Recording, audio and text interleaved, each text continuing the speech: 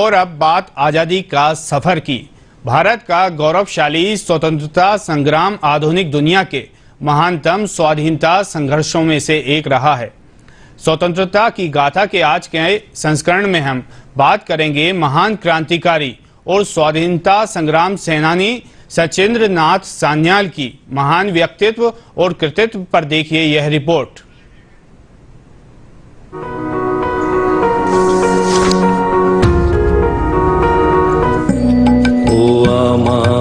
देशेर माटी तुम्हार परे ठकाई माथा।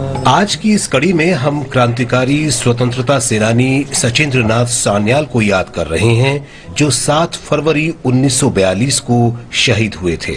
सान्याल हिंदुस्तान रिपब्लिकन एसोसिएशन के संस्थापक थे। वे चंद्रशेखर आजाद और भगत सिंह जैसे क्रांतिकारियों के गुरु थे। वे शायद एकमात्र ऐसे स्वतंत्रता सेनानी थे जिन्हें 2 बार अंडमान की सेलुलर जेल काला पानी भेजा गया था। गंगा आए कहां से,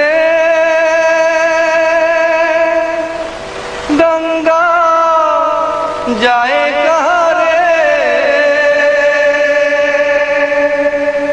उत्तर प्रदेश के वाराणसी में 1893 में जन्मे सान्याल अनुशीलन समिति के एक प्रमुख सदस्य थे। एक युवा के रूप में वो पंजाब और संयुक्त प्रांत में क्रांतिकारी आंदोलन के आयोजन में सक्रिय थे। सचिंद्र नाथ सान्याल ने गदर पार्टी षड्यंत्र के दौरान महत्वपूर्ण भूमिका निभाई थी। वो रास बिहारी बोस के प्रमुख सहयोगी थे और बंगाल में आंदोलनकारियों को जोड़ने की महत्वपूर्ण कड़ी थे। आंदोलनकारी गतिविधियों के कारण सान्याल को गिरफ्तार किया गया और अंडमान निकोबार में सेलुलर जेल भेज दिया गया। वहां उन्होंने बंदी जीवन नामक पुस्तक लिखी, जो अत्यधिक प्रसिद्ध हुई। उन्हें 1920 में रॉयल एमनेस्टी के तहत रिहा कर दिया गया था। अपनी रिहाई के बाद सान्याल ने साहित्य और अखबारों के माध्यम से क्रांतिकारी संगठन को व्यापक आधार पर बढ़ावा देना जारी रखा।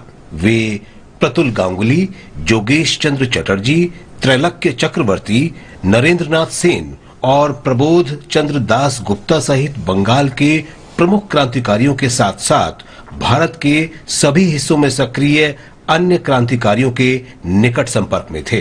वो नादिया जिला कांग्रेस कमेटी की कार्यकारी समिति के सदस्य थे। वो रास बिहारी बोस और एमएन रॉय के साथ सुदूर पूर्व से भारत में हथियारों और गोला बारूद की खेप मंगाने में सक्रिय रूप से शामिल थे।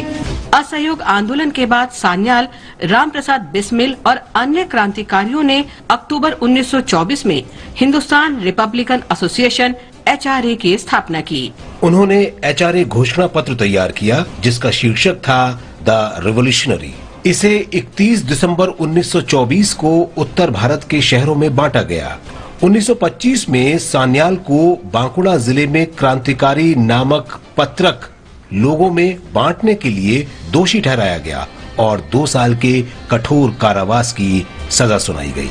बाद में उन्हें लखनऊ में काकोरी षड्यंत्र मामले में अप्रैल 1927 में आजीवन कारावास की सजा सुनाई गई। उन्हें 1937 में रिहा कर दिया गया, लेकिन 1941 में द्वितीय विश्व युद्ध के दौरान जापानियों के साथ मिलकर ब्रिटिश सरकार के खिलाफ साजिश रचने के आरोप में फिर से गिरफ्तार कर लिया गया। 7 फरवरी 1942 को नजरबंदी के दौरान उनकी मृत्यु हो गई।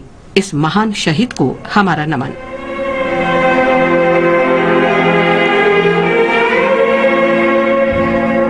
हम स्वतंत्रता सेनानी अकबर खान को भी याद करते हैं, जिनका जन्म 7 फरवरी 1820 को राजस्थान के करौली में हुआ था।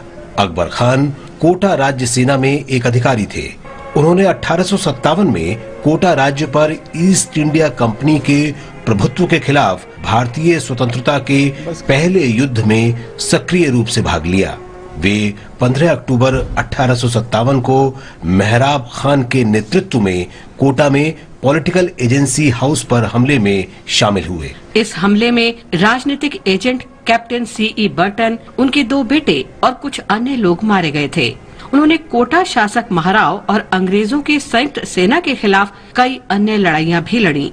मार्च 1858 में अकबर खान शहीद हुए। हम इस महान शहीद को नमन करते हैं।